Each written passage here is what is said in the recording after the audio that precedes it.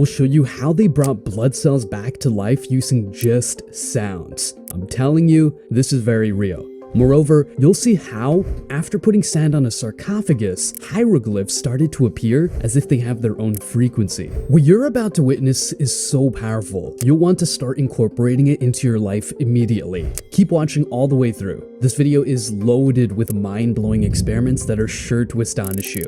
Let's begin.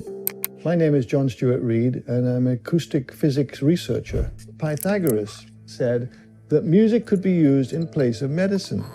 It got my attention, and I thought there must be some experiments that could be conducted where we can carefully measure the response of music to some sort of healing situation.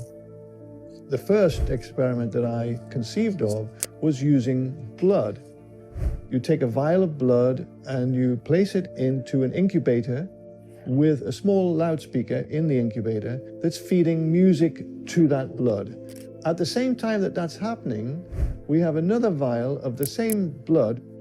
We have a Faraday cage, which is electromagnetically screened, but it's also a very, very quiet environment. So that blood is not receiving any music, it's just receiving quiet.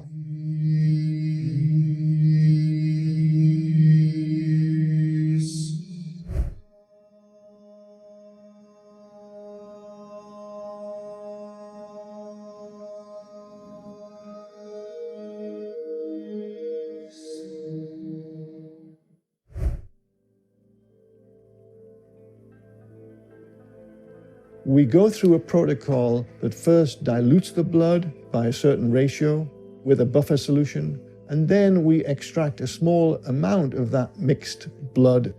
When we put that blood into the cell counter, it will tell us how many cells are actually live and what the term is viable. The cells in the Faraday cage have not fared very well at all. Mostly dead. But if the cells are dead, that means that the cells from the tube that got exposed to my voice, they'll be dead too. I mean, it's the same blood.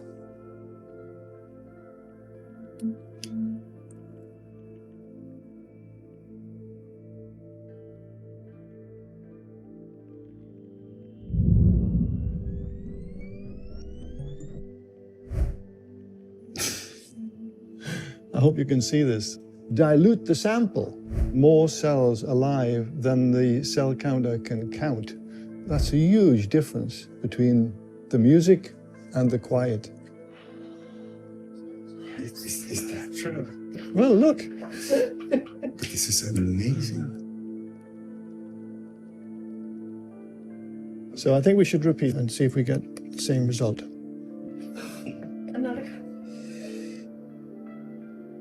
Above the range that it can count, cells that are transiting towards being dead have been actually re-enlivened to the extent that so many of them are now alive. It's really wonderful. An amazing result. Wow, what we've just seen is absolutely amazing. It's like a real-life example of what's said in the Bible. Death and life are in the power of the tongue. Proverbs 18:21. The experiment we saw proves this in a big way. It was Anders Holte, known for his unique, kind of otherworldly music, whose voice re-enlivened the cells. That's mind-blowing. Of course, the point of this experiment is to showcase the power of harmonious sounds. It's not just about Anders Holte's unique ability, it's a bigger picture about good frequencies and their importance. This experiment helps us understand how vital these harmonious frequencies are, and it's not just any sound that has the power to re-enliven cells, but those that are in harmony, in tune with nature, and beneficial to our well-being. Credit for this goes to Dr. John Stuart Reid and the documentary The One Field, a film by Sippy Raz. Without this film, we might never have known about this incredible experiment. I really encourage you to watch the entire film because it's an eye-opener. You'll find links in the description. Think about it. If Anders Holte's voice, along with such beautiful and harmonious sounds, can wake up cells that were almost dead, it really makes you wonder about the music we listen to every day. Some of it is deliberately off-tune or tuned to harmful frequencies. Now, let's take a look at another one of Dr. John Stuart Reid's incredible discoveries, this time from his work in the pyramids of Egypt. Imagine this: Dr. Reid, in a setting as ancient and mysterious as the pyramids, places sand on a sarcophagus. As he conducts his experiment with sound vibrations, something absolutely phenomenal happens. Hieroglyphs begin to emerge. It's as if the sand, dancing to the tune of the vibrations, starts to unveil secrets that have been hidden for thousands of years. It all started back at the Great Pyramid in 1997. 3 weeks before I was due to go out to Egypt, I severely injured my lower back. I thought I would have to cancel the whole mission, but somehow I managed to get into the pyramid. Other people carried the equipment.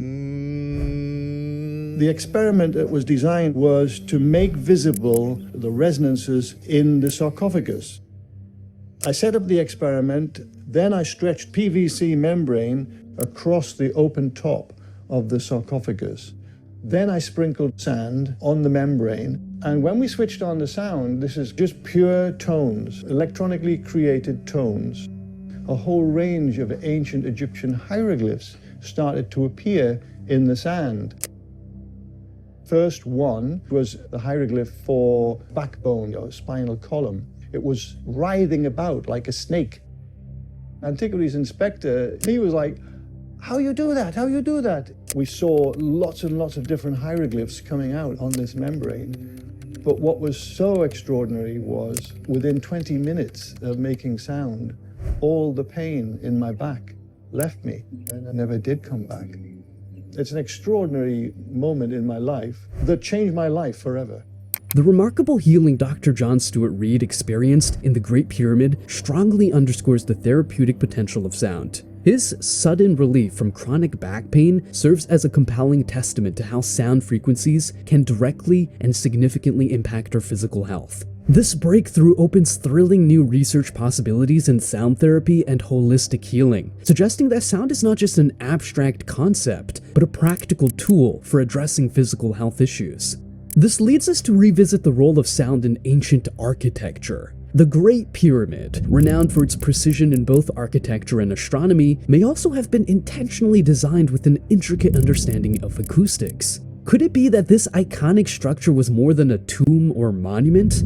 Perhaps it served as an advanced resonant chamber for healing purposes, or other functions that we're yet to fully comprehend. The emergence of hieroglyphs in response to sound vibrations in Dr. Reid's experiment hints that the ancient Egyptians might have encoded a sophisticated understanding of sound's effects in their writing and architecture. This revelation could radically transform our understanding of ancient civilizations, suggesting they had a profound grasp of the physical and metaphysical aspects of sound. But if music and sound hold such power that they can reanimate blood cells, as seen in the previous experiment, or heal Dr. Reid's back permanently, it raises a critical question. What effect does the music we listen to, the music that's promoted everywhere, have on us? We've all seen how music can have darker, even demonic aspects. If sound can influence cells in our brain, particularly our subconscious, then the impact of our daily sonic environment becomes a matter of significant importance. Here's a clip of Michael Jackson discussing the hypnotic power of music, underscoring how deeply and subtly it can affect us. Singers, when they sing songs, it's like a mantra. When you repeat a chorus over and over and over. So when a kid hears a song and he starts singing that chorus over and over and over, then you start to hear it in the alpha state to the subconscious mind. So you start to become the song or become what you're saying. In the Bible, it speaks that there's life and death and power in the tongue. Be careful what you say. Be careful what you say. Be careful with the things you consistently talk about, because you're inviting that energy and vibration into your life. After hearing Michael Jackson talk about how music can transform our subconscious, much like a mantra, and Tyrese Gibson referencing the biblical verse, "Death and life are in the power of the tongue," we're led to a crucial aspect of music: its tuning. It's widely discussed that the standard tuning frequency for music has been shifted from its original tone, a change attributed to decisions made by entities like the Rockefeller Foundation. This shift in frequency may seem minor, but its implications are profound. Music is more than just melodies and rhythms. It's a constant stream of lyrics and vibrations that we absorb, often without fully realizing their impact. As Michael Jackson pointed out, these lyrics can become our subconscious mantras, shaping our thoughts and beliefs in subtle yet powerful ways. The frequency at which music is played, now commonly at 440 Hz, a shift from the traditional 432 Hz, is another layer to this. This alteration in frequency can have a significant impact on how we perceive and are affected by music. We're essentially facing a double challenge: lyrics that can unconsciously influence our mindset, and frequencies that might be affecting our well-being at a cellular level. This realization calls for a more conscious approach to the music we choose to listen to. Instead of passively consuming mainstream music, which may be crafted to be addictive or carry certain subliminal messages, we can opt for alternatives. Indie music, or any genre that maintains the integrity of sound and lyrical positivity, can be a healthier choice. By selecting music tuned to more harmonious frequencies, such as the original 432 Hz, we can foster positive emotions like love, hope, forgiveness, and optimism. This isn't just about musical preference. It's about making choices that nourish our minds and bodies, creating an environment that supports our overall well-being. But you don't have to just believe me. The proof is in the experiments we've seen, and if that's not enough, the real-time visualization of words and sounds offers even more compelling evidence. For a more in-depth look, let's turn to Dr. John Stuart Reid and his fascinating work. His presentation, coupled with the CymaScope invention, provides an extraordinary glimpse into the world of sound visualization. Seeing the hieroglyphs, that really inspired me. I wanted to develop an instrument that would make sound visible. Ultimately, I developed the CymaScope instrument, which uses a very small volume of water that is exquisitely sensitive to vibration.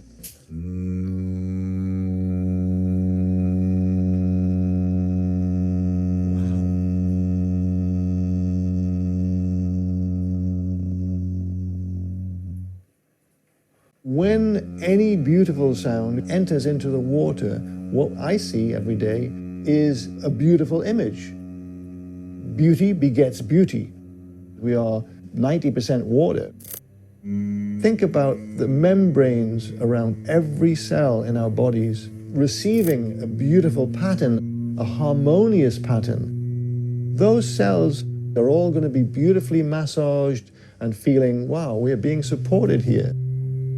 And there's a very clear change when you compare a healthy cell sound with a cancer cell sound, which produces ugly pattern. In his work, Dr. Reid emphasizes how the CymaScope, using water's exquisite sensitivity to vibration, reveals the beautiful, intricate patterns created by sound. This is significant considering that our bodies are composed of a high percentage of water, around 60% in adults. This high water content makes us naturally receptive to sound vibrations, much like the water in the CymaScope. When beautiful, harmonious sounds enter our bodies, they can create positive, supportive vibrations at a cellular level. It's a form of sonic massage, a nurturing and harmonious influence on our cells.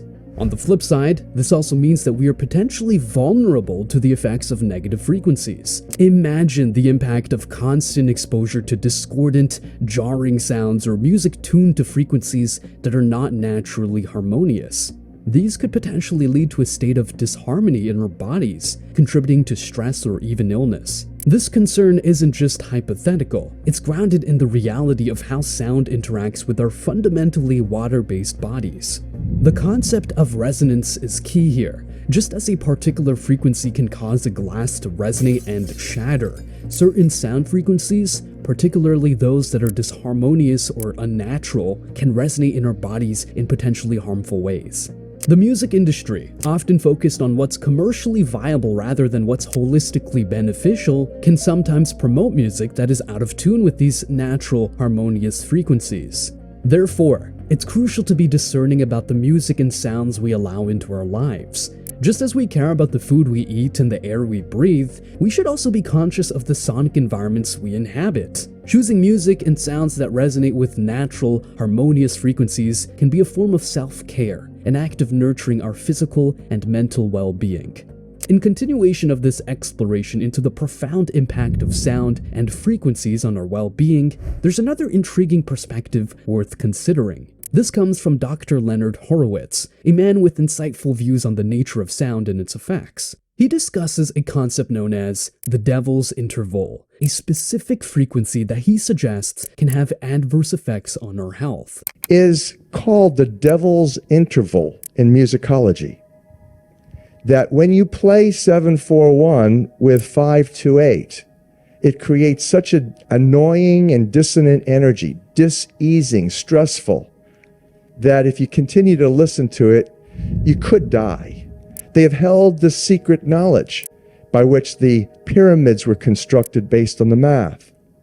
All of the universe is constructed according to these 9 tones. They knew about them. In fact, they instituted. In fact, it was the Rockefeller Foundation in 1939 that instituted the world's standard tuning. The Western world tunes to a 440 hertz frequency. That when you tune your instrument to that, the F sharp note is 7/4/1, precisely. Not 7.41.1 or 0.2, it's 7/4/1, which meant that there was a clear, scientifically researched intent, and indeed that's exactly what happened. The 7/4/1 A440 link came out of military research in the 1930s to induce psychosocial stress and dis-ease to the max. It was selected that A440 would be the standard tuning for the Western world. In fact, quote, mass hysteria, end quote, could be induced by instituting that frequency. And now you begin to explain why you went from the era of Frank Sinatra, where women would mostly swoon over Frank. Suddenly, Elvis Presley, rioting began. It was scientifically determined for military acoustic warfare research that if you simply used A440 standard tuning, that you could engage about 6% of the population, perhaps, to actually go into this kind of crisis, into this hysteria. And that those people then, especially if they were televised and they were promoted and broadcast, could potentially affect a social, virtually British invasion. Now you begin to reconcile what happened. This information is all in the book of 528. As we reflect on the journey through these experiments and discussions, we come to a profound realization about the power of sound and words. Starting with Dr. John Stuart Reid's revealing experiments with blood cells, where music was shown to rejuvenate cells that were in a dormant state, we begin to see the tangible impact of sound. Following this, his work on the visual emergence of hieroglyphs in Egypt further illustrates how sound can interact with physical matter in extraordinary ways. The wisdom shared by Michael Jackson and Tyrese Gibson adds a deeper, more personal dimension to our understanding, highlighting how sound and words shape our perceptions and experiences. Dr. Reid's groundbreaking work with the cymoscope, making sound visible, bridges the gap between the seen and unseen, providing a stunning visual representation of sound's influence. Lastly, the insights of Dr. Leonard Horowitz about the devil's interval and the potential negative impacts of certain frequencies round out our exploration. Together, these discoveries and insights resonate deeply with the biblical proverb, "Death and life are in the power of the tongue," found in Proverbs 18:21. This ancient wisdom is echoed in the scientific revelations we've explored, showcasing the incredible power of sound and words that we all possess. You might walk away from this video thinking it's just interesting or informing. However, I urge you to recognize these experiments and discussions as demonstrations of the power within each of us. They are not merely scientific curiosities. They are calls to action, invitations to use our innate abilities for positive change. Let's start using this power, as the Bible suggests. Use your words to create hope, to light up someone's day, to compliment and uplift those around you, and mean it from the heart. Your words have the power to shape reality, to spread love and positivity in a world that often seems overshadowed by negativity. Be mindful of the music you listen to and the sounds you surround yourself with. We've seen how the frequencies of music can impact us on a cellular level, Choose soundscapes that are harmonious, that feed your soul with good vibrations, and steer clear of those that could be subtly influencing you in harmful ways. Remember, you're all under a sort of hypnosis, the constant bombardment of sounds and messages that shape our subconscious. Break free from this trance by consciously choosing what you allow into your mental and emotional space. Fill your life with sounds and words that resonate with love, hope, and positivity. By understanding and harnessing the power of sound and words, we can take better care of ourselves and others. We have the power to create a ripple effect of positivity, to make a real difference in our lives and in the lives of those around us. So let's embrace this power. Let's use it wisely, and let's start now. Spread love, spread light, and let the harmonious frequencies guide you towards a life filled with positivity and well-being.